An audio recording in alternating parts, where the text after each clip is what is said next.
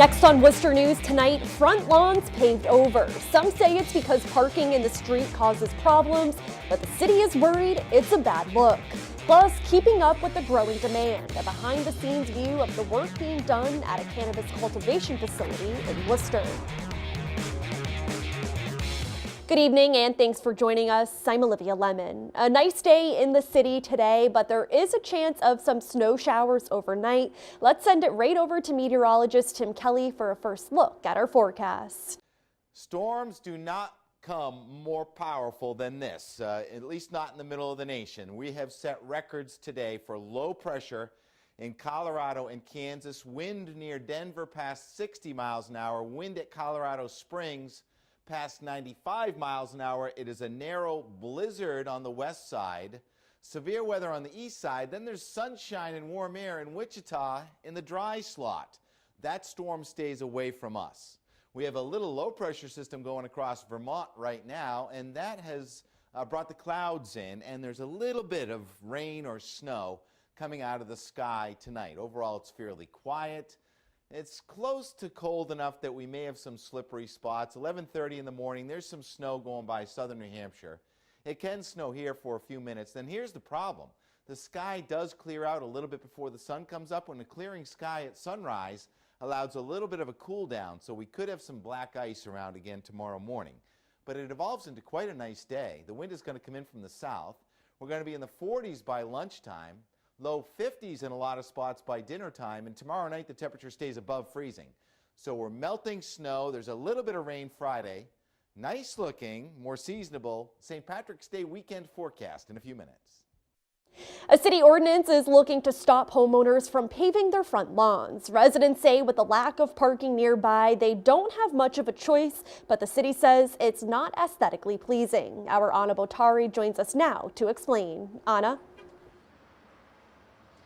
City Manager Edward Augustus is looking to keep homeowners from turning their front lawns into parking lots. However, many residents that we spoke with today say many times it's the safer alternative. Front yards paved to create more parking have become a more common sight in Worcester. Resident of May Street, Mario Gramo, says he has no problem with it. Closer to home, closer to the doors, because with lawns there's a distance away with so many people, and that's how people get injured these days. City Manager Edward Augustus is proposing a zoning ordinance amendment. Its aim is to help retain the traditional look of residential neighborhoods and better define and consolidate driveway dimensional requirements. In a letter to city councilors, Augustus says it will boost traffic safety and help preserve on-street parking opportunities. Worcester resident Rosemary Craven says it's a lose-lose situation. Because it does look nicer when you have a nice kept lawn. But I wouldn't park my vehicle on the street here. Augustus says the proposed changes recognize adequate off-street parking is important in many residential neighborhoods, and the proposed changes attempt to balance the need for off-street parking with appropriate limitations. Both Craven and Gramo hope the city is taking into account all factors when it comes to on-street parking. When you park on the street, these cars come flying, and they're going to hit your vehicle. Around 2 to during school time, it increases the traffic, so if we have a lot of cars in the sides, I believe it's going to increase it even more. According to the city, the proposed regulations would only apply to parking lots and driveways that are new. Live in Worcester, I'm Anna Botari, Worcester News Tonight.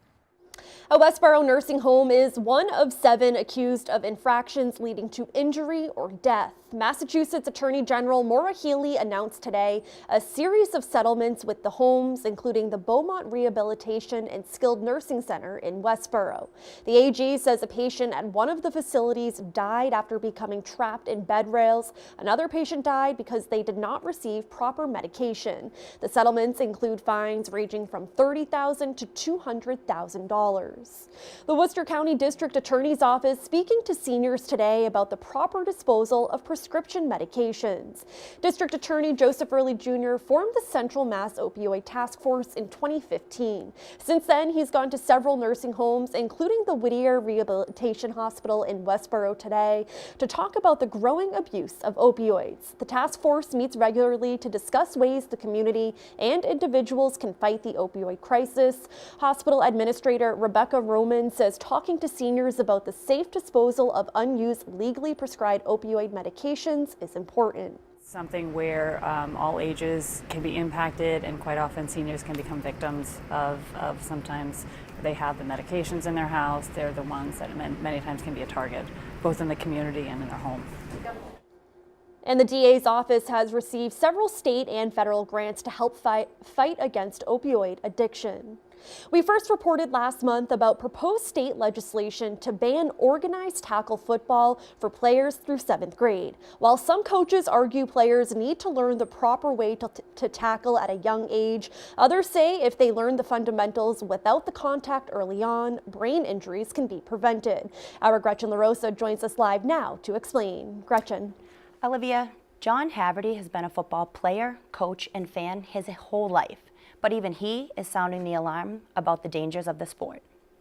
The topic is a tough one to tackle for John Haverty. He developed short-term memory loss from head trauma he suffered as a young football player. When your brain's being developed, you shouldn't really take hits to the head. You know, I'm a walking example of that. A proposed bill would ban tackle football in Massachusetts for children in grades 7 or below. Any team or league in violation would be fined. If you're going to coach young kids in football, the fundamentals is the best. If you're a coach or a teacher, you're also concerned about health. UMass Memorial Dr. Theodore Macnow says repeat concussions increase the risk of suffering another. Some data that, with repeated head injuries throughout your life can lead to this chronic traumatic encephalopathy, which is what's all over the news these days in these NFL players. It is not well figured out sort of how many hits you need. I think there's a lot of ambiguities with law. Why are we choosing football and not some of the sports that have higher rates of concussion or catastrophic injury? As a coach for 30 years, Haverty says many head injuries get overlooked for the sake of the game. If I didn't need medical attention right away, but you can kind of mask it and hide it, most kids that like to play won't tell anyone. The bill is based on research of long-term consequences from repetitive head impacts while the brain is still developing. Blows to the head can lead to different things: memory loss, dementia, early onset Alzheimer's. I don't care about me. I care about the hundreds of kids that I coached in my lifetime. How many are going to develop problems later in life? Now, Haverty says he has 3 grandsons that he says he would love to watch play football, as long as they wait until they're older to tackle. As for the online petition against the bill, it has 12,000 signatures at this time. Gretchen LaRosa, Worcester News Tonight. A group of Northbridge High School students placed second in a statewide video contest. Tuesday, they were presented awards at the Shriners Hospital for Children in Boston. The YouTube Burn Awareness Video Contest was open to students in grades 9 through 12 enrolled in Massachusetts schools. 6 students in Northbridge's Advanced Broadcast Production class made this video based off of the video game Sims. There were 58 entries in the contest. Today is World Delirium Awareness Day, and St. Vincent Hospital is working to make sure people know about the disturbances in mental abilities. An event at the hospital Wednesday discussed the causes, signs, and symptoms of delirium. Doctors say it results in confused thinking and reduced awareness of the environment. It frequently occurs in people with dementia, but having episodes of delirium does not always mean a person has dementia. The connections between brain cells are missing or lost or damaged.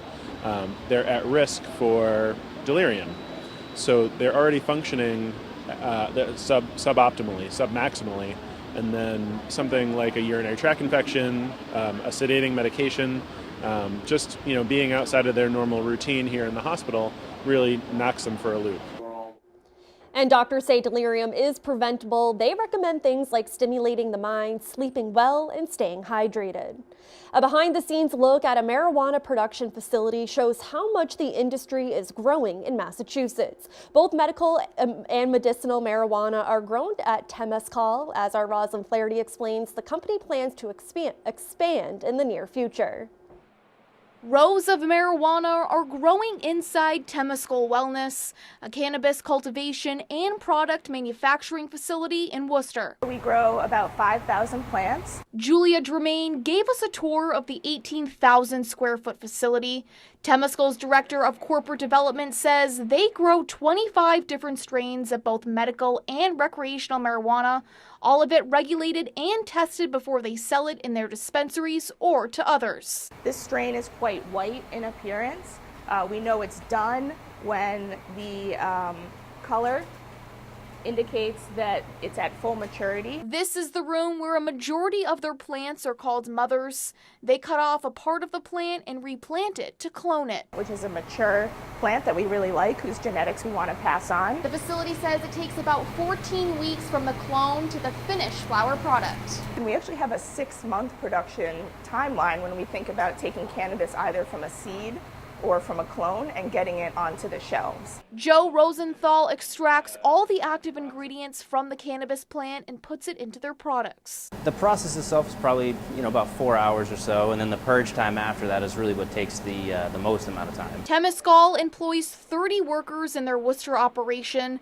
The demand for their marijuana products is so high, the facility is looking to hire more people, and planning ahead is critical as the industry grows. We keep a really close watch on our own production planning because the life cycle of the plant is so long. Rosalind Flaherty, Worcester News Tonight.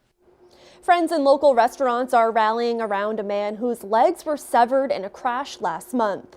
3 fundraisers are planned for the next few weeks to help raise money for Andy Rodriguez's recovery fund. The Worcester man was getting groceries out of the back of his car when a drunk driver slammed into him. Rodriguez was a server at the MB Lounge on Grafton Street. The first fundraiser will be held there this Saturday from 7 p.m. to closing. Mechanics Hall kicking off its free Best in Jazz concert series Wednesday. The concerts feature organ musicians throughout the Northeast and showcase rising star talents in the organ world.